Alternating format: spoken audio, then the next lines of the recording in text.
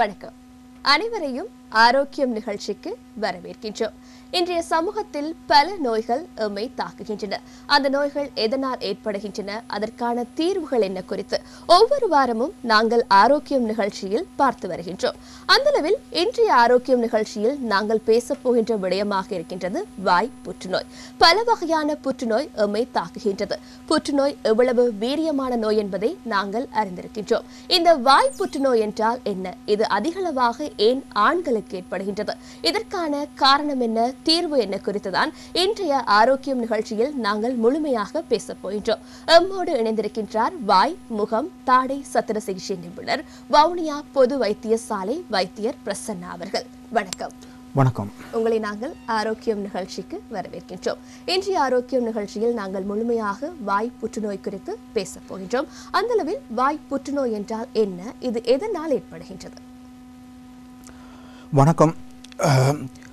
இன்று நாங்கள் வாய் புற்றுநோய் சம்பந்தமாக கலந்துரையாடல் நிகழ்ச்சியில் கலந்து கொண்டிருக்கின்றோம். வாய் புற்றுநோய் சம்பந்தமாக பேசுவதற்கு முன்னர் நான் புற்றுநோய் என்றால் என்ன என்று நேயர்களுக்கு ஒரு அறிவுறுத்தலை கொடுத்துவிட்டு நாங்கள் எங்கள் விடயதானத்துக்குள் செல்லலாம் என்று நினைக்கின்றேன். புற்றுநோய் பலராலும் பேசப்படுகிற விடயம். புற்றுநோய் ஒரு ஆட்கொல்லி நோய். அதிலும் வாய் புற்றுநோயாளர்களின் எண்ணிக்கையில் முதலாவது இடத்தை பெறுகின்றது வாய் புற்றுநோய். ஆண்களில், பெண்களில் 6வது இடத்தை பெறுகின்றது. இந்த வாய் புற்றுநோய் உருவாகிறதுக்கு பல வகை காரணிகள் உள்ளன. புற்றுநோய் என்றால் என்ன என்று பார்த்தோம்னால், நோமல் எங்களில் உடம்பில் இருக்கின்ற டிஷ்யூக்கள், கலங்கள் நோமலாக பிரிந்து பெருகி கொண்டு இருக்கும். அது அமைப்பு அந்த நிறமூத்தம் என்று சொல்வார்கள். 23 சோடி நிறமூத்தம் இருக்கும். அது பிரிந்து பெருகி கொண்டு போகும். ஒரு மனிதன் பிறந்ததிலிருந்து இறக்கு மட்டும் அந்த கலங்கள் இறக்கும். புதிதான கலங்கள் அந்த இடத்தை ரீப்ளேஸ் பண்ணப்படும். அப்படி கலங்கள் பிரிந்து பெருகி ரீப்ளேஸ் பண்ணிக்கல அதில் ஒரு கண்ட்ரோல் ஒன்று இருக்கும். ஒரு அளவுக்கு அதிகமாக அது பிரிந்து பெருகுவதில்லை. ஒரு அளவுடன் நிற்கும். எங்களோட முகத்தின் அமைப்பு, ஷேப், என்ன ஓகனாம் இருக்கலாம், கிட்னி, ஹார்ட். இந்த கண்ட்ரோல், இந்த கலங்களின் பிரிந்து பெறும் வேகத்தில் ஒரு கண்ட்ரோல் இல்லாமல் போகும் இடத்து ஒரு எக்ஸஸான பிரிந்து பெறுகிற கலந்தின் தோற்றப்பாடு கொண்டு வரும். அதுக்கு காரணம் புறக்காரணிகளாகவும் இருக்கலாம், அகக்காரணிகளாகவும் இருக்கலாம். புறக்காரணிகள் தான் அதிகம். பொதுவாக சொல்ல போனால் எல்லா தீய பழக்க வழக்கங்களையும் இதற்கு நாங்கள் அடக்கலாம். கலங்கள் பிரிந்து பெருகும் பொழுது ஒரு கண்ட்ரோல் இல்லாமல் போகும். அதை தடுக்கிறதுக்கான மெக்கானிசம் எங்களோட உடம்பில் இருக்கும். அந்த மெக்கானிசம் சில வேளை பிளாக் பண்ணப்படும். அதே நேரம் ஒரு கண்ட்ரோல் இல்லாமல் பிரிந்து பெருகி கொண்டு போகும். பிரிந்து பெருகி கொண்டு போகும்பொழுது நோமலாக உள்ள கலங்களையும் அழிக்கும். அந்த ஓகன் என்ற செயற்பாடு பாதிக்கப்படும். அதனால் வார விளைவுகள் மரணத்தை ஏற்படுத்தும். விசேஷமாக வாய்ப்புற்று நோய் எடுத்துக்கொள்வோமானால் நாங்கள் புகையிலை பாவனை முதலாவது இடத்தையும், இந்தியா, இலங்கை, ஆசிய நாடுகளில் வெத்தலை பாக்கு, சுண்ணாம்பு பாவனை மிகவும் அதிகமாக இருக்கின்றது. இவற்றில் உள்ள சில ரசாயன பொருட்கள், கார்சினோஜன்ஸ் என்று சொல்லுவோம், அதுகள் மிகவும் கடுமையாக வாயில் உள்ள, முகத்தில் உள்ள அந்த சலைவரி கிளாண்ட்ஸ் சொல்லுவோம், மண்ணில் சுரப்பி, அந்த இடங்களை தாக்கி நோமல் டிஷ்யூ, நான் சொன்ன மாதிரி கேன்சரில் உருவாகிறது நோமல் டிஷ்யூவை, அதன் வளர்ச்சி வியத்தங்களை ஆல்டரேஷன் என்று சொல்லுவோம், அந்த நோமல் ஃபங்க்ஷனை ஆல்டரேஷன் ஆகி கேன்சராக வருகின்றது. இதற்கு காரணம் வெத்தலை, அதில் உள்ள எக்ஸ்ட்ராக்ட்னு சொல்லுவோம், கெமிக்கல்ஸ். அதே மாதிரி மிக முக்கியமானது பாக்கு பல வடிவங்களில் உள்ளது. கமர்ஷியல் ப்ராடக்ட்ஸ் என்று சொல்லுவோம். பாக்கை தூள் பண்ணி பேக்கெட் பண்ணி, பான்பரா, குப்தா, நீங்கள் பார்த்துருப்பீர்கள், அது நிஜாம் பாக்கு என்ற மாதிரி. அது பாவனை முதியவர்களிடம்தான் அதிகம் காணப்படுகிறது. கவலைக்குரிய விடயம் என்னவென்றால், அந்த பழக்கம் இப்பொழுது இளையோரையும் ஆட்கொண்டு விட்டது. ஹாஸ்பிட்டலில் பழைய காலங்களில் பெரியவர்கள் தான் வருவார்கள் கேன்சருக்கு சிகிச்சை எடுத்துக்கொள்வதற்கு.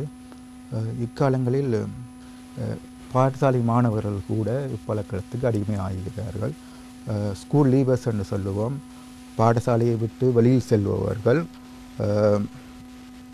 சில கைத்தொழிலை கற்றுக்கொண்டு மேசன், தச்சன், டிரைவிங், இவர்கள் இந்த பழக்கத்தை அடிமையாகிறார்கள். ஏனென்றால் இந்த வெத்தலை பாக்கு, புகைத்தல், மதுசாரம், இவர்கள் இதை பழக்கமாக கொள்ளுகிறார்கள். ஒவ்வொருவரும் ஒவ்வொரு விதமான காரணத்தை சொல்லுவார்கள்.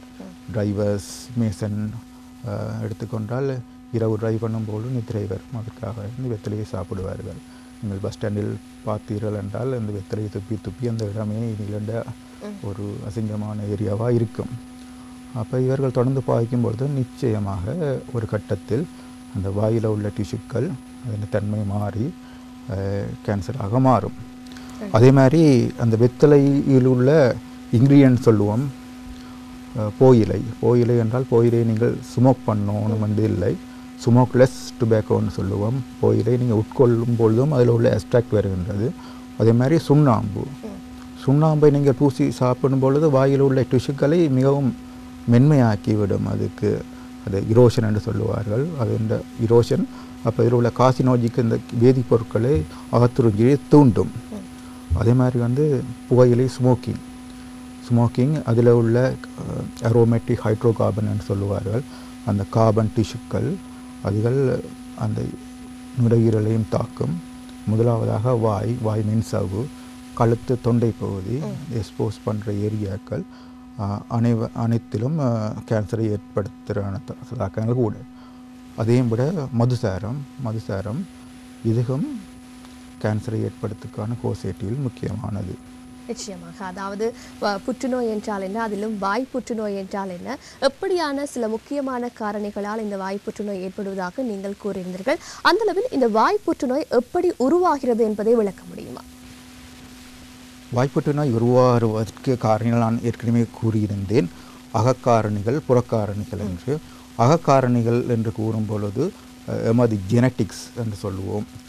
பரம்பரை அலகுகளில் ஏற்படுகின்ற மாற்றங்கள்.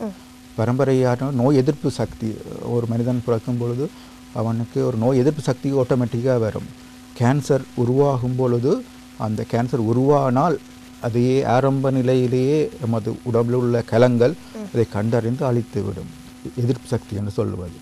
ஒரு நார்மலான ஒரு கலம் ஒரு வித்தியாசமான கலமாக வரும் பொழுது அதுதான் இனிஷியல் ஸ்டெப்னு சொல்லுவது. அந்த கலம் தொடர்ந்து பெருகி கொண்டு போகும் என்றால் அது நாளடைவில் ஒரு கேன்சரான வளர்ச்சி அடையும். எங்கள் உடம்பில் உள்ள நோய் எதிர்ப்பு மெக்கானிசம் அந்த இனிஷியல் ஸ்டேஜ் என்று சொல்கிறேன். ஆரம்ப கட்டத்திலேயே இப்படியான ஒரு கலம் ஒரு பிறழ்வு ஏற்பட்டால் அதை ஐடென்டிஃபை பண்ணி அழித்துவிடும் அந்த இதில். இப்படியான மெக்கானிசம் எமது நிறமூர்த்தம் அதிலே இருக்கின்றது. அது ஒரு அகக்காரணிகளால் அந்த இயல்பு மாற்றப்படும் பொழுது அந்த ஒரு தவறான கலம் ஒன்று பிரிந்து பெருகினால் அதை தடுத்து நிறுத்துவதற்கான அந்த படிமுறைகள் அதில் இல்லாமல் போகும். அதுக்கான சில ஜெனட்டிக் இருக்குது. ஆனால் இதுவும் மிக மிக குறைவான அளவில் தான் பெரும் நெட்டிக்கு சொல்லலாம். 95% அதுக்கு மேலே புறக்காரணிகள் நாங்கள் என்னென்ன தீய பழக்க வழக்கம் என்று வயப்படுத்துகிறோமோ அனைத்தையும் நாங்கள் முக்கியமாக சொல்லலாம். நான் ஆரம்பத்திலே கூறிய மாதிரி புகைத்தல், அது எஸ்டாப்ளிஷ் பண்ணுறது, இதுக்கு புகைத்தல் நிச்சயமாக கேன்சர் வரும் என்றால் அது நிரூபிக்கப்பட்ட விடயங்கள். அதே மாதிரி பாக்கு உட்கொண்டால் சில பேர் வாய்க்குள் வச்சிருப்பார்கள், வாய் இந்த கன்னத்தில் வச்சிருப்பார்கள். அது நேரம் கொடுக்கும் அந்த காசினோஜன்ஸ். அதே மாதிரி பாக்கு முக்கியமானது. இந்த வெத்தலை கூறில் உள்ள பாக்கு முக்கியமானது. வெத்தலை பாக்கு, சுண்ணாம்பு, புகையிலை, இவை அனைத்தும் நீங்கள் வாயை திறந்து பார்த்தால் வாயில் இதழ் இருக்கும். மென்சகு, கம், நாக்கு, அன்னம், உமிழ்நீர் சுரப்பிகள், உதட்டின் வெளித்தோல், உதட்டின் கோனஸ், ஆங்கிள் என்று சொல்லுவார்கள். இவ்வாறான இடங்களில் அந்த காசினோஜின் எக்ஸ்போஸ் பண்ணப்படும் பொழுது அந்த கலங்கள் பிரிந்து பெருகும். நான் ஆரம்பத்திலே சொல்லியிருந்தேன். உராய்வுகள் அதனால் கலங்கள் பேசல் செல் லேயர்ஸ் என்று சொல்கிறது பிரிந்து பெருகி கொண்டிருக்கும். அப்பொழுது இந்த கார்சினோஜெனிக்ஸ் வந்து அந்த செல்களில் உள்ள நிறமூர்த்தம் அந்த இதுகளை தாக்கி அதன் நிறமூர்த்தத்தில் ஒரு ஆல்டரேஷன் ஒரு மாற்றத்தை ஏற்படுத்தும், மியூட்டேஷன் என்று சொல்லுவார்கள். அந்த மியூட்டேஷனை ஏற்படுத்தும். மியூட்டேஷன் ஏற்படுத்துவதற்கு இப்படியான வேதிப்பொருட்களை நாங்கள் தெரிந்ததை வகைப்படுத்துகின்றோம். வகைப்படுத்தவென்றால் இது நூற்றுக்கணக்கு ஆயிரக்கணக்கில் இருக்கும். நாங்கள் கண்டுபிடித்தது வந்து இவ்வளவும் கண்டுபிடிக்காது இருக்கும். நாங்கள் சாப்பிட்ற உணவு ஏதாவது கெமிக்கல், நாங்கள் உட்கொள்கிற உணவில் பீடநாசினிகளாக இருக்கலாம். ஈவன் சன் எக்ஸ்போஷர், சூரிய கதிரில் UVA புற ஊதா கதிர்கள்னு சொல்லுவார்கள். UV ரேஸ் வந்து அந்த ரேஸ் வந்து டிரெக்டாக நம்ம தோலை தாக்கும். எங்கள் ஸ்கின்னின் தடிப்பு கூட மன்றபடியால் இந்த சூரிய ஒளி டிரெக்டாக எங்கள் தோலுக்குள் ஊடுருவதில்லை. வெளிநாடுகளில் இது கோமன். தோலில் வர புற்றுநோயில் சன் எக்ஸ்போஷர் ஏரியா பேசல் செல் கார்சினோமான்னு சொல்லுவோம். எங்கள் ஏரியாவில் ஸ்கெமஸ் செல் கார்சினோமா என்றால் அதையும் விட வீரியம் கூடியது. வீரியம் கூடியது தான் ஸ்மோக்கிங், பீட்டல், அரிக்கனாட், மதுபானம் இதுகள் பவனியால் வருவது. இதில் பேட் சைட் என்னென்றால் இது எவ்வாறு மிகவும் விரைவாக பரவக்கூடியது.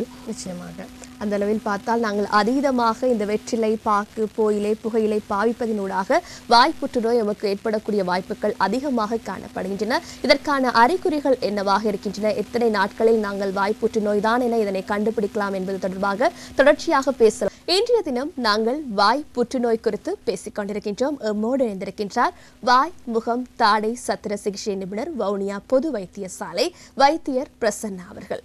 அந்தளவில் நீங்கள் கூறியிருந்தீர்கள் மிக முக்கியமான காரணிகள் என்னவாக இருக்கின்றன எமக்கு வாய் புற்றுநோய் ஏற்படுவதற்கு. அந்தளவில் வாய் புற்றுநோய்க்கான அறிகுறிகள் என்னவாக இருக்கின்றன? வாய் புற்றுநோய்க்கான அறிகுறிகளை பட்டியலிடும் முன்னர் நான் ஆரம்பத்தில் கூறியிருந்தேன், வாய் புற்றுநோய்களுக்கு காரணம் தீய வழக்கங்கள், புகைத்தல், மது அருந்துதல், வெத்தலை போக்கு பாவனை. நீங்கள் கேட்கலாம், சில இளம் சமுதாயத்தினர் வாயில் கேன்சருடன் ட்ரீட்மெண்ட்டுக்கு வருகிறார்கள். ஆனால் அவர்களிடம் கேட்டால் தாங்கள் இவ்வாறான எந்த ஒரு பழக்கத்திலும் ஈடுபடுவதில்லை. அது நிதர்சனம். இப்படியான நாட்கள் எங்களுக்கு கிளினிக்கில் வர்ற ரேட்டும் கூட. இதற்கு காரணம் வைரஸுக்கும் ஒரு காரணியாக இருக்கின்றது. அது மேலை நாடுகளில் காமனாக இருக்கும். இன்று எமர்ஜிங் ஸ்ட்ரெண்ட் என்று சொல்லுவார்கள். எங்கள் நாட்டிலும் வைரஸ், ஹியூமன் பெப்பிலோமா வைரஸ் என்று சொல்கின்ற ஒரு வைரஸ், அது வாய் புற்றுநோயை ஏற்படுத்துகின்றது. அது இளம் பெராயத்தினை தாக்குகின்றது. ஹியூமன் பெப்பிலோமா வைரஸ் மிகவும் முக்கியமாக பெண்களில் சர்வீஸ் கேன்சர் முதலாவது பட்டியலிட போனால் உருவாகும் கேன்சர்களில் சர்வீஸ் கேன்சர் வந்து பிரஸ்ட் கேன்சர், சர்வீஸ் கேன்சர் முக்கியமான இடங்கள் பெறுவது பெண்களுக்கு. அதில் கோசேட்டிவாக நான் ஹியூமன் பெப்பிலோமா வைரஸ், அதில் கன வகைகள் உண்டு. HP16, 17, 18 என்று பட்டியலிட்டு கொண்டு போகலாம். இவைகள் இந்த வைரஸ் நான் குறிப்பிட்ட போன்று கலங்கள் பிரிந்து பெருகும் அந்த கண்ட்ரோல் ஒன்று இருக்குன்னு சொன்னேன். அதில் வந்து செக் பாயிண்ட்ஸ்ன்னு சொல்லுவார்கள். ஒரு களம் வந்து பிறழ்வு ஏற்பட்டால் செக் பாயிண்ட், அந்த செக் பாயிண்ட்டை தாண்டி போகும்பொழுது ஒரு பெரிதான ஒரு களம் வந்தால் அந்த இடத்துலையே ஐடென்டிஃபை பண்ணி அழித்துவிடும். இந்த வைரஸ் வந்து அந்த நிறமூர்த்தத்தின் அடிப்படையில் மியூட்டேஷன் என்று சொல்லுவார்கள், மாற்றத்தை ஏற்படுத்தி அந்த கலங்கள் அந்த செக் பாயிண்ட்டை எஸ்கேப் பண்ணி போய் தொடர்ந்து கேன்சரை உருவாக்கும். அப்படியான ஆக்களுக்கு வேக்சின், ஹியூமன் பெப்பிலோமா வைரஸ் வேக்சின்ஸ் வெளிநாட்டில் இது கம்பல்சரி. இலங்கையிலும் இப்பொழுது அந்த வேக்சின்கள் கொடுக்க வலிக்கிறார்கள். பரும வயசு ஆக்கள் அதை எடுத்துக்கொள்வது நல்லது. அடுத்ததாக நீங்கள் கேட்டீர்கள் ஆரம்ப அறிகுறிகள். நாங்கள் படத்தை சில படங்களை காட்டி அதை வைத்து நான் விளங்கப்படுத்தலாம் என்று யோசிக்கின்றேன். இப்பொழுது இந்த படத்தை பார்த்தீர்கள் என்றால் இது நார்மலாக எமது சமூகத்தில் நீங்கள் அனைவரும் பார்த்திருப்பீர்கள். பாமர மக்கள் எவ்வாறு இந்த வெத்தலை, பாக்கு, புகையிலை அதே மாதிரி ட்ரக்ஸ் பாவனை என்று சொல்லுவார்கள், எவ்வாறு இதை பாவிக்கிறார்கள் என்று. இந்த படத்தில் ஒருவர் கொமர்ஷியல் ப்ராடக்ட்ஸ் அரிக்கனட் அதை வாயில் வைத்திருக்கிறார். இந்த வாயில் மற்ற 2வது படத்தை பாருங்கள், அந்த இடம் வந்து ஒரு புண்ணாக வருகிறது. இது வந்து கேன்சர் ஏற்பட்டு விட்டது. நீங்கள் அடுத்த படத்தை பார்ப்பீர்களானால் இந்த படத்தில் வெத்தலை போடுவரின் வாயின் அந்த கன்னம் சொக்கை என்று சொல்லுவார். அந்த கன்னத்தில் ஒரு வெள்ளையாக ஒரு சிவப்பாக ஒரு மாற்றம் ஏற்பட்டு நோமலாக கூட கன்னத்தின மீகோசான்னு சொல்லுவோம், அது ஒரு பிங்கிஷ் கலராக இருக்கும். இப்போ இவர்கிட்ட பார்த்தால் ஒரு வெள்ளை ஒரு ரெடிஷ் ஏரியா, அது ப்ளீடிங் ஸ்பாட்னு சொல்லுவோம், ஒரு மாற்றம். இவ்வாறான இதுகள் லீக்கோப்ளேக்கியான்னு சொல்லுவோம். கேன்சர் வருவதற்கு முதலான படிநிலைகள் இவ்வாறான கட்டம் ஏர்லி ஸ்டேஜஸ்ன்னு சொல்லுவோம். ஏர்லி ஸ்டேஜஸில் வந்தால் ட்ரீட்மெண்ட் வந்து எங்களுக்கு கொஞ்சம் சுகமாக இருக்கும். கடைசி கட்டம் முதல் காட்டின போன்று அதையும் விட கட்டம் வேஸ்டான கட்டங்களும் இருக்கின்றது. அவர்கள் வரும்பொழுது ட்ரீட்மெண்ட் வந்து அடுத்தடுத்த ஸ்டேஜுக்கு நாங்கள் போக வேண்டும். அது இந்த கடுமை வந்து மிகவும் தீவிரமாக இருக்கும். அதால் ஏற்படுகின்ற டிஃபார்மிட்டிஸ் இன்னும் சீரியஸாக இருக்கும். கேன்சருக்கு முதலான படிநிலைகள் நாங்கள் சொல்லுவோம் ஓபிஎம்டி, ப்ரீ மெலிக்னன்ட் கண்டிஷன் சொல்லுவோம். அதை ஒரு 10 வாய்ப்படுத்தலாம், வாயில் ஏற்படுத்துவது. முதலாவது வந்து நாங்கள் இந்த ஃபோட்டோஸ் காட்ட போனால் இந்த கட்டம் சொல்லுவது சப்மியூக்கஸ் ஃபைப்ரோசிஸ் அண்டு. நாங்கள் புகையிலை அரிக்கனட்னு சொல்லுவோம், பாக்கு வெத்தலை பாய்க்கும் பொழுது பாருங்கள், இதில் அதன் வாயிலுடைய மென்சவ்வு நாக்கு ஒரு வித்தியாசமான தன்மைக்கு வந்திருக்கு. ரப்பரை இழுத்தால் நீங்கள் வந்து கடினமாக இருக்கும். வாயை திறந்து மூடும் பொழுது ஒரு சின்ன எலாஸ்டிசிட்டி ஒன்று இருக்கும், வாய் திறக்கிற அளவு குறையும். இதில் ஆரம்ப படிநிலை கேன்சருக்கு வர்றதுக்கு முதலான படிநிலைகள். இது சமூகத்தில் மிகவும் காமனான விஷயங்கள். நான் காலையில் எழும்பி ஹாஸ்பிட்டலுக்கு போயிட்டு திரும்பி வீட்டை போகிறதுக்குள்ளே இப்படியான ஒரு 5 பேரையாவது நான் பார்க்காமல் போக மாட்டேன். அப்படி அந்தளவு தூரத்துக்கு பொதுவானது காமனானது சப்மியூக்கஸ் ஃபைப்ரோசிஸ்ன்னு சொல்கிற இந்த விடயங்கள். இந்த விடயங்கள் ட்ரீட்மெண்ட்டுக்கு வர்றது சமூகத்தில் இருப்பார்கள். இவ்வாறான ஆக்கள் ட்ரீட்மெண்ட்டுக்கு வர வேணும். ஆனால் எங்கள் நாட்டில் மருத்துவம் இலவசமாக இருந்தாலும் நோயாளிகள் கடைசி கட்டம் மட்டும் இருந்துட்டு வலியோ வேதனையோ இல்லை இயலாத கட்டத்தில் தான் வருவார்கள். அந்த கட்டத்தில் பார்க்க போனால் அது எல்லா இடமும் பரவி இருக்கும். எங்களுக்கு ட்ரீட்மெண்ட் சேலஞ்சாக இருக்கும். அப்படி என்றால் ஒரு ஐஸ்பர்க் ஃபினோமினன் என்று சொல்வார்கள். ஒரு ஐஸ் தண்ணீர் மிதக்கும் போது ஒரு டிப் மட்டும்தான் வெளியில் தெரியும். ஒரு 100க்கு ஒரு 75-90 விதமான இது வந்து தண்ணீருக்கு அடியில் தான் தெரியும்.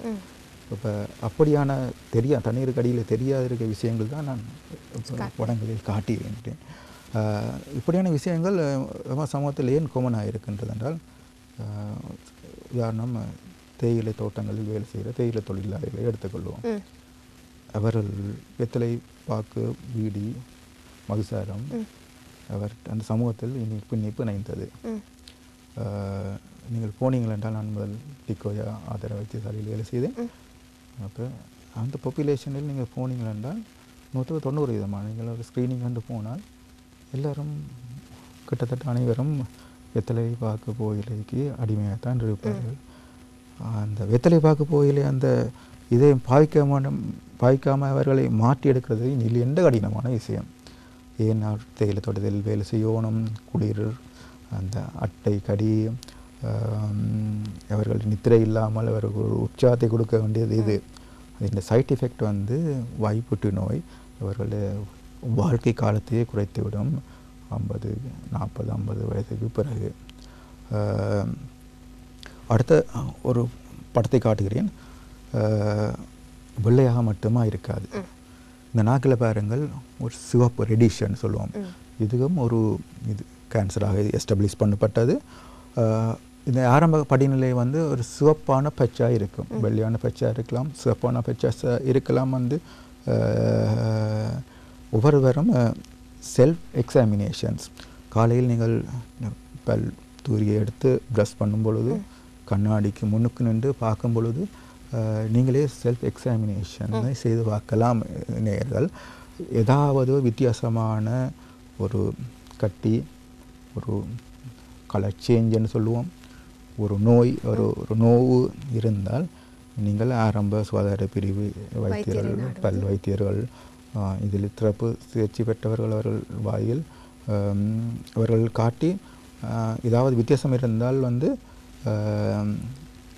அதை கண்டுபிடிக்கிற அந்த படிமுறைகள் இருக்குது. அவர்கள் எங்கள்கிட்ட அனுப்புவார்கள், நாங்கள் மேற்கொண்டு அதற்குரிய இதை செய்வோம். கண்டிப்பாக, அதாவது நாங்கள் பாவிக்கக்கூடிய போதை பாவனையினூடாகவே பல வாய்ப்புற்றுநோய் ஏற்படக்கூடிய வாய்ப்புகள் இருக்கின்றன. வலி, அதே போன்று நிறமாற்றம், எங்களுக்கு ஏற்படும் ஒரு சிறு கட்டியாக இருந்தாலும் கூட நாங்கள் வைத்தியரை உடனடியாக நாடுவது மிக சிறந்த ஒன்றாகவே இருக்கின்றது. எங்களுடைய உற்சாகத்திற்காக நாங்கள் இலகுவில் புகையிலை மற்றும் வெற்றிலைகளை பாவிக்கின்றோம். அது பின்னடைவில் எங்களுக்கு மிகப்பெரிய பாரதூரமான விளைவை ஏற்படுத்தக்கூடிய ஒன்றாக இருப்பதாகத்தான் வைத்தியர் இவ்வளவு தூரம் எங்களுக்கு அறிவுரையாக வழங்கியிருந்தார். தொடர்ந்து நாங்கள் வாய் புற்றுநோய் குறித்து பேசலாம். இன்றைய தினம் நாங்கள் முழுமையாக வாய் புற்றுநோய் குறித்து பேசிக் கொண்டிருக்கின்றோம்.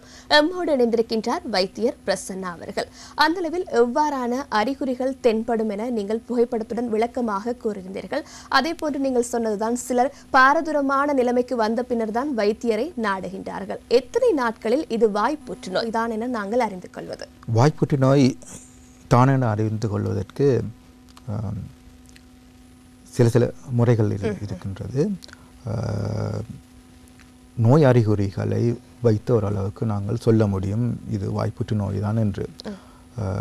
நீங்கள் இந்த படங்களை பார்த்தீர்கள் என்றால் தெரியும், ஒரு ஒயிட் பட்ச், வெள்ளை நில வெல்வெட்டி பட்ச் என்று இருக்கு. இதில் வந்து நாங்கள் ஃபங்கஸும் வந்திருக்கும் மேலே. அதே நேரம் இந்த லீகோப்ளேக்கியான்னு சொல்லுவோம், நான் ஆரம்பத்தில் கட்டத்தில் சொல்லிய மாதிரி கேன்சர் வருவதற்கு முன்னிலையான படிநிலைகள் ப்ரீ கேன்சரஸ் லீஷன் சொல்லுவார்கள்.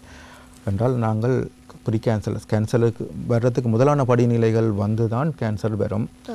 பொதுவாக நேராகவும் ஸ்ட்ரைட்டாகவும் கேன்சராக மாறலாம். அது அவரவர்களிலேயே நோய் எதிர்ப்பு சக்தியை பொறுத்து. கேன்சர் உருவாகி ஒரு நார்மல் செல்ஸ் வந்து ஒரு நிலை மாறின பின்னர் நோய் எதிர்ப்பு சக்தின்னு சொல்லுவார்கள். இந்த எங்கள் உடம்பில் உள்ள நோய் எதிர்ப்பு சக்தி அந்த கேன்சர் அந்த ஆரம்ப கட்டத்தில் இருந்து மற்ற இடங்களுக்கு பரவாமல் மெட்டாஸ்டேசிஸ்ன்னு சொல்லுவோம்.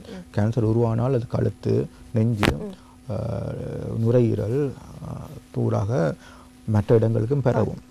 நோய் எதிர்ப்பு சக்தி உள்ளவர்கள், வீரியம் உள்ளவர்களுக்கு நடக்கும் என்றால் டியூமர் சர்வைலன்ஸ்ன்னு சொல்லுவார்கள். அந்த உடம்பில் உள்ள நோய், இந்த வேதிப்பொருட்கள் வந்து அந்த கேன்சர் உருவான இதை சுற்றி வளைத்து ஒரு பேரியரை உருவாக்கிவிடும். அப்போ அதில் இருந்து வெளியில் கேன்சர் செல்லை அந்த இடத்துல கன்ஃபைன், அந்த ஏரியாக்களே நிப்பாட்டி வச்சிருக்கும். அந்த பேரியரை பிரேக் பண்ணி கொண்டு வரைக்கில் தான் வந்து கேன்சர் வெளியில் வரும். கேன்சர் உருவாகி அவர்கள் எந்த கட்டத்தில் வைத்தியரை அணுகிறார்கள் என்ற நிலைமையை வைத்துக்கொண்டு நாங்கள் அந்த கேன்சரை ஸ்டேஜ் பண்ணுவோம். ஆரம்ப கட்டம் ஸ்டேஜ் 1, ஸ்டேஜ் 2, ஸ்டேஜ் 4 மட்டும் ஸ்டேஜ் பண்ணுவோம். அந்த ஸ்டேஜ் 4லேயும் ஸ்டேஜ் 4A-Bன்னு சொல்லுவோம். அதுக்குரிய ட்ரீட்மெண்ட் வந்து நாங்கள் ட்ரீட்மெண்ட் செய்து குணப்படுத்தலாமா குணப்படுத்த முடியாதான்றதை டிசைட் பண்ணுவோம். முதலாவதாக இப்படியான ஒரு கட்டம் வரும் பொழுது நாங்கள் முதலாவதாக பயாப்சி என்று சொல்லுவோம்.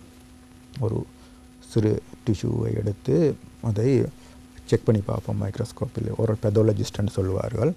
அவர்கள் மைக்ரோஸ்கோப்பில் அந்த டிஷ்யூ வந்து கேன்சருக்குரிய அறிகுறிகள் இருக்கின்றதா இல்லையா என்று பார்ப்பார்கள். அது கேன்சர் அறிகுறி என்று தென்படும் பொழுது அது வந்து டயக்னோசிஸ் வந்து கன்ஃபார்ம் ஆகும், இது கேன்சர் தான் என்று.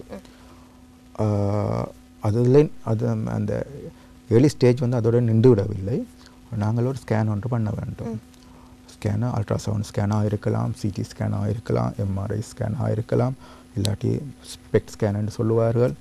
அந்த ஸ்கேன், இந்த கேன்சர் எவ்வளோ தூரத்துக்கு பரவி உள்ளது, அது எவ்வளோ தூரத்துக்கு டீப் டிஷ்யூவில் எவ்வளோ தூரத்துக்கு போயிருக்குன்னு பரவுவார்கள். அதை வச்சு தான் நாங்கள் ஸ்டேஜிங்னு சொல்லுவோம். இதுக்கு சில நாட்கள் எடுக்கும், 2-3 கிழமைகள் எடுக்கும் ப்ரொசீஜர்ஸுக்கு. அக்கால பகுதியில் நாங்கள் இந்த பேஷண்ட்டை வந்து ட்ரீட்மெண்ட்டுக்கு ப்ரிப்பேர் பண்ண வேண்டும். நிச்சயமாக நீங்கள் உட்புற காரணி வெளிப்புற காரணி என்று கூறியிருந்தீர்கள் இந்த வாய் புற்றுநோய் ஏற்படுவதற்கு. அதே போன்று மரபணு என்பது இதற்கு முக்கியமான காரணியாக காணப்படுகின்றது. மரபணுவும் ஒரு காரணி என்று தான் சொல்ல வேண்டும். மரபணு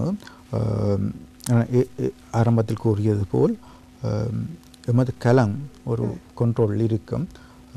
ஒரு களம் பிரிந்து போது இதே மாதிரி இன்னொரு களம் பெற வேண்டும். படியெடுத்தல், ஃபோட்டோகாப்பி, ஒரு ஃபோட்டோகாப்பி எடுத்தால் அதை மாதிரி அடுத்ததும் பெற வேண்டும். அதே மாதிரி தான் ஒரு களங்களும் ஒரு டிஷ்யூ வந்து பிரிந்து வரும்போது என்ன மாதிரி இருக்கோ அதே மாதிரி டிஷ்யூ தான் அந்த இடத்துல ரீப்ளேஸ் பண்ண வேண்டும். இந்த ரீப்ளேஸ்மெண்ட் பண்ணேக்கில் வந்து களங்கள் பிரிஞ்சு பெரியக்கில் வந்து சில வேளை வந்து ஒரு வித்தியாசமான ஒரு மரபணு வந்து அதில் உட்செலுத்தப்படலாம்.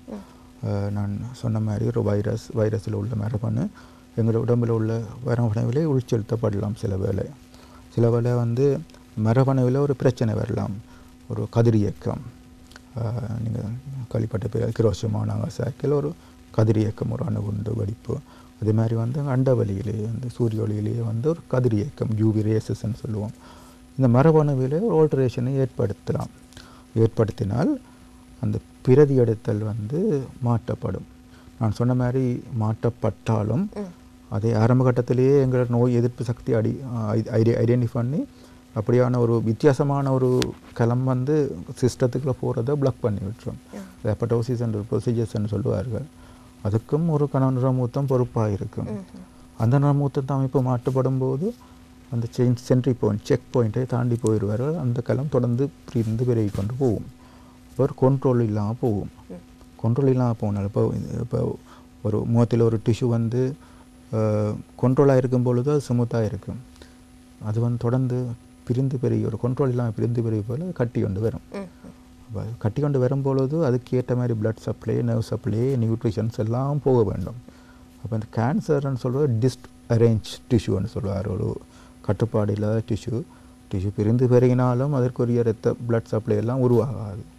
அப்போ பிரிந்து பெருகி கொண்டு போகும். ஆனால் அதுக்கு நேரம் அழுகிக்கொண்டே போகும். அதுதான் புண்ணாக வர்றது கேன்சர். சில கேன்சர் வந்து கட்டியாக இருக்கும், புண் தெரியாது. அப்போ அது எவ்வளோ பிரிந்து பெறுகிறதோ அதுக்குரிய பிளட் சப்ளையும் அதில் உருவாகும். அந்த டிமாண்ட், அந்த பிளட் சப்ளை இல்லாமல் போகும்பொழுது அது வந்து புண்ணாக வரும். நீங்கள் பார்த்துட்டு பேரோ சில பேர், நான் ஃபோட்டோவிலும் காட்டுகின்றேன், அந்த ஏரியா வந்து வெளியில் புண்ணாகி பெரிய புற்று மாதிரி வந்து இருக்கும். முகத்தையும் பாதிக்கக்கூடிய காரணங்கள். நிச்சயமாக அந்த அளவில் பார்த்தால் நாங்கள் அதற்கேற்றாற்போல் வைத்தியரை நாடுவது என்பது மிக சிறந்த ஒன்றாகவே இருக்கின்றது ஆரம்ப காலகட்டத்தில். இன்னொரு விடயமாக நீங்கள் கூறியிருந்தீர்கள், ஆண்களுக்கு அதிக அளவில் இந்த வாய் புற்றுநோய் என்பது ஏற்படுகின்றது. போதை பாவனை என்பது ஒரு காரணமாக இருந்தாலும் இன்றைய காலகட்டத்தில் பெண்களும் அதனை பாவிக்கின்ற ஒரு சூழ்நிலை என்பது உருவாகித்தான் இருக்கின்றது. அந்த அளவில் ஆண்களுக்கு அதிகமாக இந்த நோய் ஏற்படுவதற்கான காரணம் என்ன? பொதுவாக பார்க்க போனால் தீய பழக்க வழக்கங்களுக்கு அடிமையானவர்கள் யார்? ஆண்களா பெண்களா? சோஷியல் எத்திக்ஸ்ன்னு சொல்லுவார்கள். சமூகத்தில் மேலை நாடுகளில் ஆண்களும் பெண்களும் சரிக்கு சமனாக போய் பிடிப்பார்கள். பப்ளிக் எமது நாட்டில் கல்ச்சரல் பவுண்ட், பெண்கள் தீய பழக்கங்களுக்கு அடிமையாக வந்து குறைவு. அடுத்ததாக பார்க்க போனால் ஆண்கள் தான் இரவு நேரங்களில் வேலை செய்வது. நீங்கள் பார்க்க போனால் பஸ் டிரைவர்ஸ், உணவகங்களில் வேலை செய்பவர்கள், தோட்டங்களில் வேலை செய்பவர்கள், தமது குடும்பத்தை பிரிந்து பிற தூர இடங்களுக்கு போய் கிழமை கணக்கு மாதக்கணக்கில் வேலை செய்து வருபவர்கள் ஆண்களாக இருப்பார்கள்.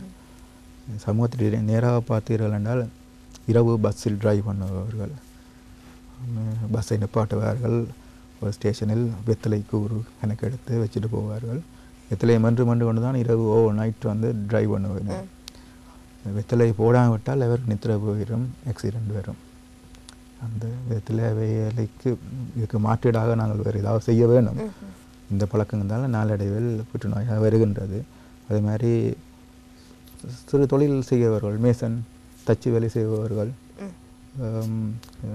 கன்ஸ்ட்ரக்ஷன் ஜெனிசைடு அவர்கள் வெற்றிலையும் என்று கொண்டு தான் செய்வார்கள். ஆண்கள் தான் பெரும்பாலும் என்றபடியால் இலங்கையில் முதலாவது நம்பர் 1 கேன்சர் என்று சொன்னால் ஓரல் கேன்சர் ஆண்களில் பாதிக்கின்றது. அதற்கு அடுத்தபடியாக தான் நுரையீரல் கேன்சர், புரோஸ்டேட் கேன்சர்ஸ் என்று வகைப்படுத்தலாம். பெண்கள் நிலைமை அவ்வாறு இல்லை. பெண்களுக்கு அகக்காரணிகள் தான் நான் சொன்ன மாதிரி வந்து பிரஸ்ட் கேன்சர் அது மெயினாக பரம்பரையாக கடத்தக்கூடியது. நிறமூத்தம் நீங்கள் சொன்ன மாதிரி அது மாதிரி சர்வீஸ் கேன்சர்னு சொல்லுவார்கள் வைரஸ், அதெல்லாம் முதலாவது இடங்களில் இருக்கின்றது.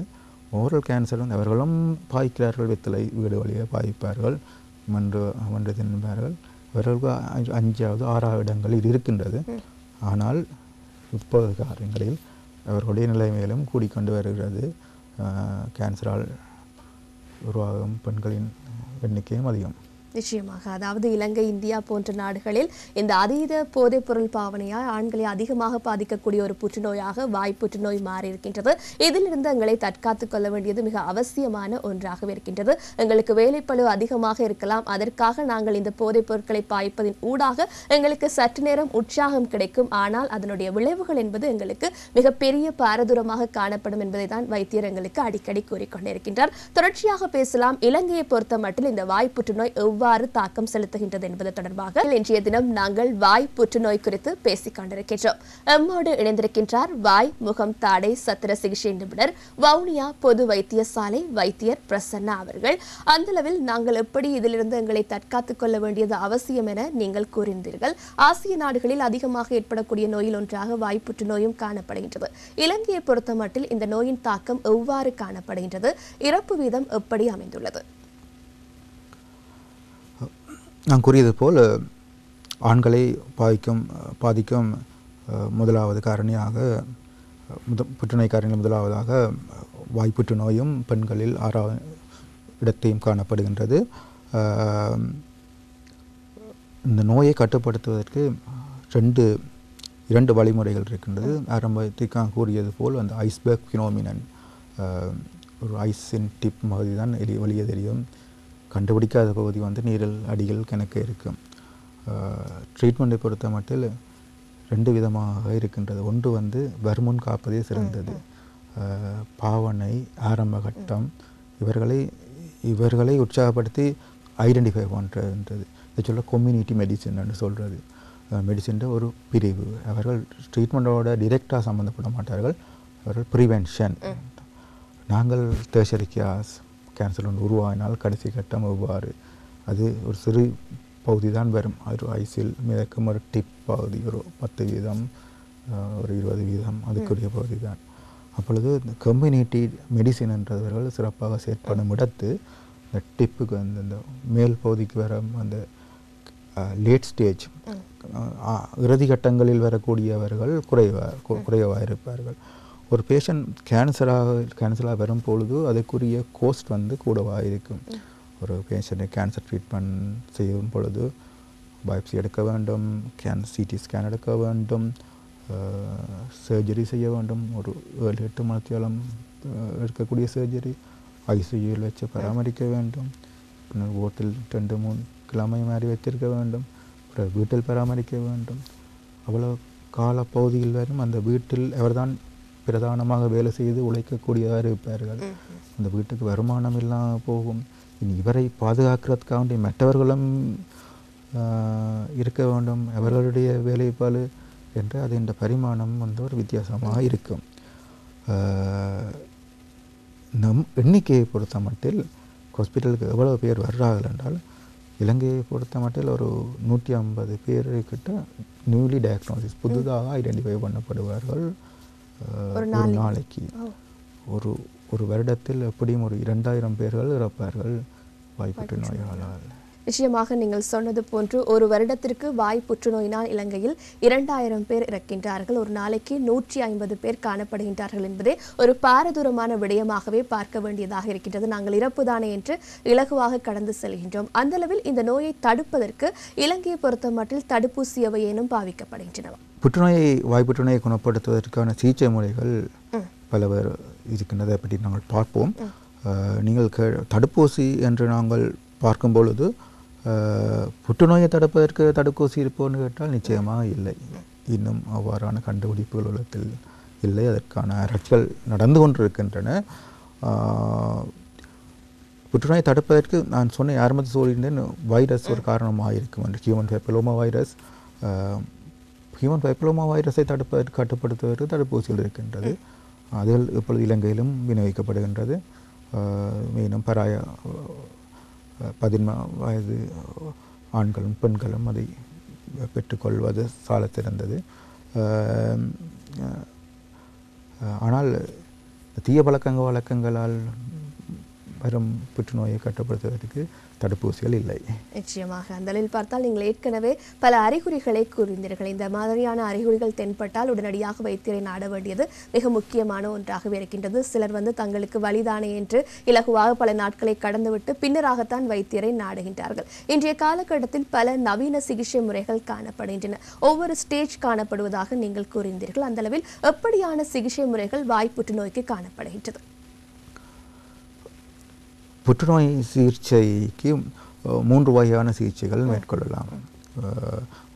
உலகத்தில் புற்றுநோய்க்கு 3 வகையான சிகிச்சைகள் மேற்கொள்ளப்படுகின்றது. முதலாவதானது அறுவை சிகிச்சை. அடுத்தது ரேடியோ தெரப்பி என்று சொல்வார்கள்.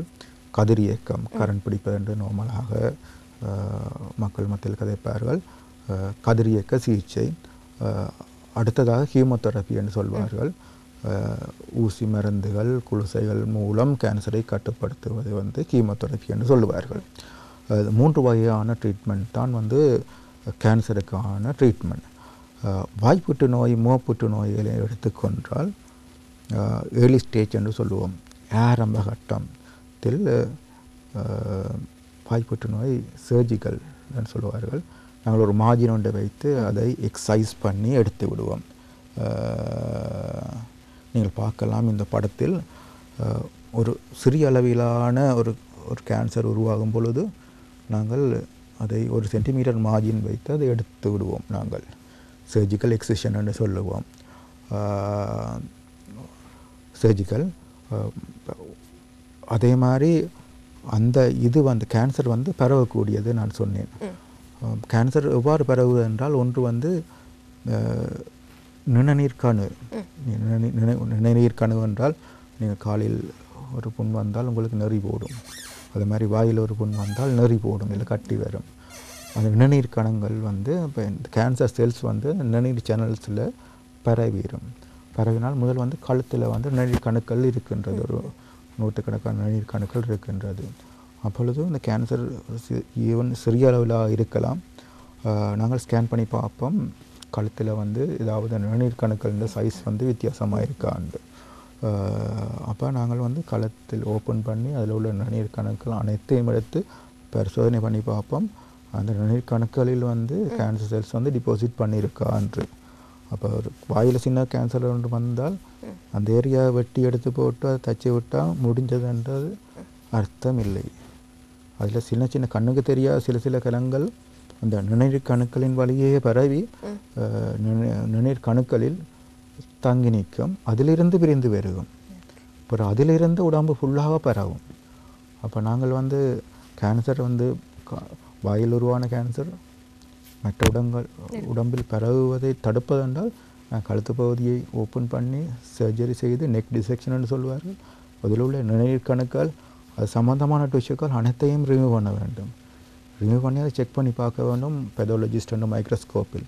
அதில் ஏதாவது டிபாசிட் இருந்தால் நாங்கள் அந்த ஏரியாவை ரேடியேட் பண்ணுவோம். ரேடியேஷன் தெரப்பி நான் சொன்னேன். கதிரியக்கம் படுத்து அதில் கண்ணுக்கு தெரியாத சில கணக்கள் இருந்தால் அதை அழிக்க வேண்டும். அப்படியான ட்ரீட்மெண்ட் முறைகளை செய்வோம். அதே மாதிரி கீமோதெரப்பி என்று சொல்லுவார்கள். ஊசி மருந்து மூலம் கேன்சரை உருவாக்குவது, கேன்சரை கட்டுப்படுத்துவது. ஒவ்வொரு கேன்சருக்கும் ஒவ்வொரு ட்ரீட்மெண்ட் முறை எஃபெக்டிவாக இருக்கும். நாங்கள் வாய்க்குழி முகத்தை சம்மந்தப்பட்டதால் நாங்கள் சொல்லுவோம் அறுவை சிகிச்சை மிகவும் உன்னதமான சிகிச்சை முறை என்று. ஏன் அறுவை சிகிச்சை உன்னதமான முறை என்று நான் சொல்கிறேன் என்றால், நாங்கள் நேராக அப்ரோச் பண்ணலாம். நாங்கள் கண்ணால் நேராக பார்க்கலாம் அந்த கேன்சர் எவ்வளோ தூரம் போயிருக்கென்று. அதை நாங்கள் ஆப்ரேஷன் பண்ணும்பொழுது நாங்கள் பல்பேட் பண்ணி உணரலாம் இது இவ்வளோ தூரம் பரவி இருக்குது இவ்வளோ தூரம் ரிமூவ் பண்ண வேண்டும் என்று. ஒரு பெரிய பகுதியை நாங்கள் ரிமூவ் பண்ணினால் நீங்கள் பார்க்கலாம் ஃபோட்டோவில். இப்போ இந்த பேஷண்ட்டுக்கு வந்து ஆங்கிள் கோர்னர் ஆஃப் த மவுத் இதில் வந்து ஒரு கேன்சர். அடுத்தடுத்த படங்களை பாருங்கள், நாங்கள் வெட்டி எடுத்து அதே உள்ள டிஷ்யூவை ஆப்ரேட் பண்ணி நாங்கள் வந்து அந்த இடத்தை வந்து பழைய நிலைக்கு கொண்டு வருகிறோம். அப்போ வாய்க்குழியில் உள்ள கேன்சருக்கு வந்து நாங்கள் வந்து முதன்மையான ட்ரீட்மெண்ட் என்றால் வந்து நாங்கள் சர்ஜரி செய்கிறோம். இது வந்து ஒரு ஆரம்ப கட்ட படிநிலை. இந்த படத்தை பாருங்கள், நான் ஆரம்ப சொன்ன மாதிரி இது வந்து வெளியில் வந்துடும், வந்து வாயில் ஒரு உள்குருவான கேன்சர் வெளியில் வந்துடும். அப்போ நாங்கள் அந்த இடத்தை ஃபுல்லாக வெட்டி எடுத்து நெஞ்சில் இருந்து டிஷ்யூ எடுத்து அந்த இடத்தை நாங்கள் வந்து கவர் பண்ணக்கூடியதாக இருக்கும். இது வந்து இந்த ஃபோட்டோ வந்து நாங்கள் சொன்னோம் அந்த நெக் டிசெக்ஷன்னு சொல்லுவோம். அந்த நுரையீரல் கணுக்கள் பரவி உள்ளது. அப்போ நாங்கள் கழுத்து பகுதியை நான் இந்த மார்க் பண்ணியிருக்கு. இந்த ஏரியாவில் கழுத்தை ஓப்பன் பண்ணி அதில் உள்ள அனைத்து டிஷ்யூக்களையும் அந்த நுரையீரல் கணு அது சம்மந்தமான டிஷ்யூக்கள் அனைத்தையும் ரிமூவ் பண்ணி விடுவோம். அப்போ இந்த கேன்சர் வாயில் உருவான கேன்சர் கண்ணுக்கு தெரிஞ்சது தான் நாங்கள் பல்பேட் பண்ணி பார்த்து வெட்டி எடுக்கிறது. கழுத்தில் ஒரு நுரையீரல் கணுக்களில் டிஷ்யூஸ் போயிருந்தால் எங்களுக்கு தெரியாது. அதில் கணக்கு இருந்தால் ஒரு பெரிய சைஸ் வந்த ஒரு கடைசி கட்டத்தில் தான் எங்களுக்கு தெரிய வரும். ஆனால் சின்ன ஒரு மைக்ரோ மெட்டாஸ்டேசிஸ்ன்னு சொல்லுவார்கள். கண்ணுக்கு தெரியாத சில கலங்கள் போனாலே ஒரு சிறிய கலங்களே போதும். ஒரு கலம் 1 லட்சமோ 10 லட்சம் கலங்களாக வந்து ஆயுள் காலத்தை இனியில்ல ஒரு குறைப்பதற்கு ஆயுள் காலம் ஒரு 2 வருஷம் 3 வருஷம் ஒரு 5 வருஷத்துக்கு உட்பட்டதாக இருக்கும். இப்படி பரவின கட்டங்களில் வரும் பொழுது நிச்சயமாக 3 வகையான சிகிச்சை முறைகள் காணப்படுகின்றன. வாய் மற்றும் முகத்தில் ஏற்படக்கூடிய இந்த புற்றுநோய்க்கு அறுவை சிகிச்சையே சிறந்த ஒன்று என நீங்கள் கூறியிருந்தீர்கள். நிச்சயமாக சொல்லுங்கள்.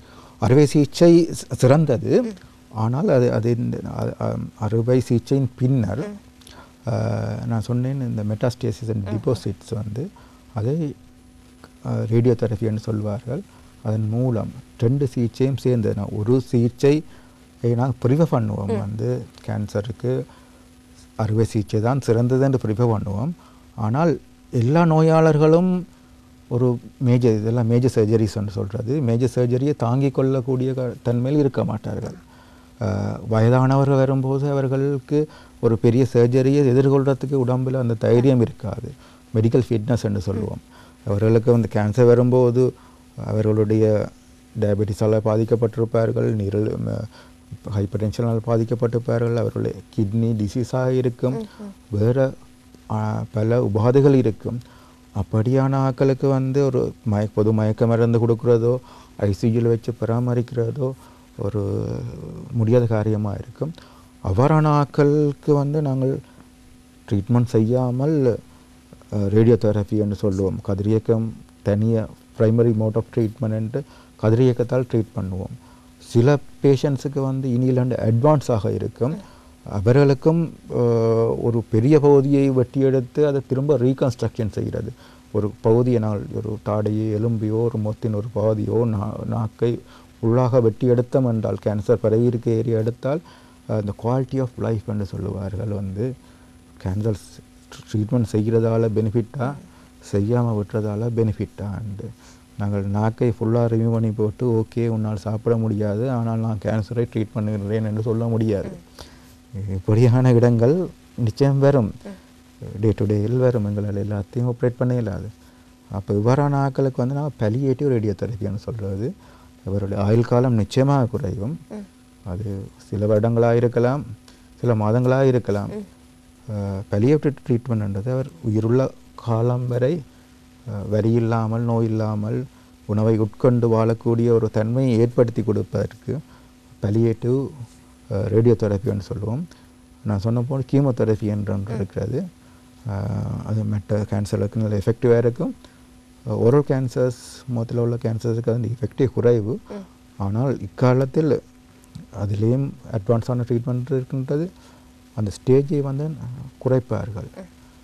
கீமோதெரப்பி கொடுக்கும்பொழுது അതിൻ്റെ വീര്യം ക്യാൻസറിന് പരവും വീര്യം അതിൻ്റെ എണ്ണയ്ക്ക് അതിൻ്റെ സൈസ് நிறைய குறைந்து அவர்களை சிறிது காலம் கூட வாழ பண்ணக்கூடியதாக இருக்கும்.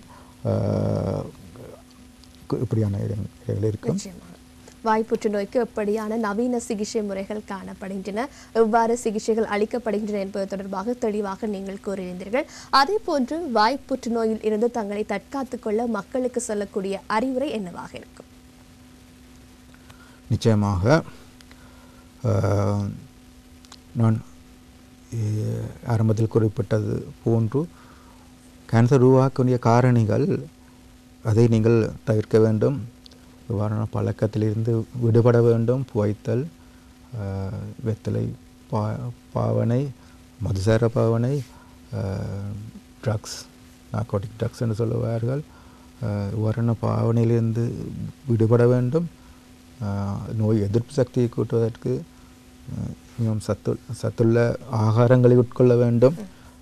உங்களை வாய் சுகாதாரத்தை ஒரு உன்னத நிலையில் பேண வேண்டும்.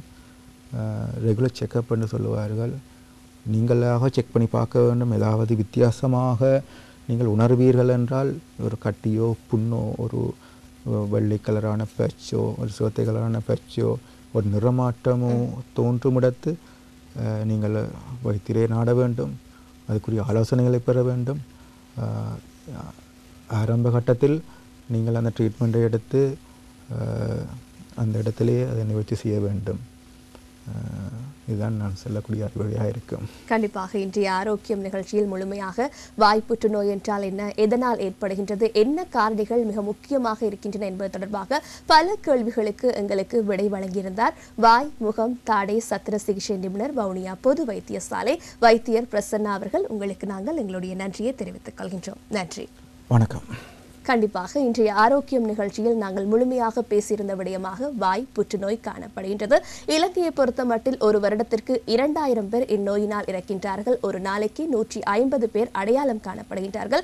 இதனை நாங்கள் அலட்சியமாக எடுத்துக்கொள்ள முடியாது. இதிலிருந்து எம்மை நாங்கள் பாதுகாத்துக் கொள்ள வேண்டியது மிக முக்கியமான ஒன்றாக இருக்கின்றது. வைத்தியர் அடிக்கடி கூறிய அறிவுரையாக இருக்கின்றது. போதைப்பொருள் பாவனையிலிருந்து நாங்கள் விடுபடுவதுதான் இதற்கான சிறந்த வழி என்பதாக. அந்தளவில் இன்றைய தினம் உங்களுக்கு இந்நோய் குறித்த தெளிவு ஏற்பட்டிருக்கும் என்ற நம்பிக்கையில் அடுத்த ஆரோக்கியம் நிகழ்ச்சியில் உங்களை சந்திக்கின்றோம். நன்றி, வணக்கம்.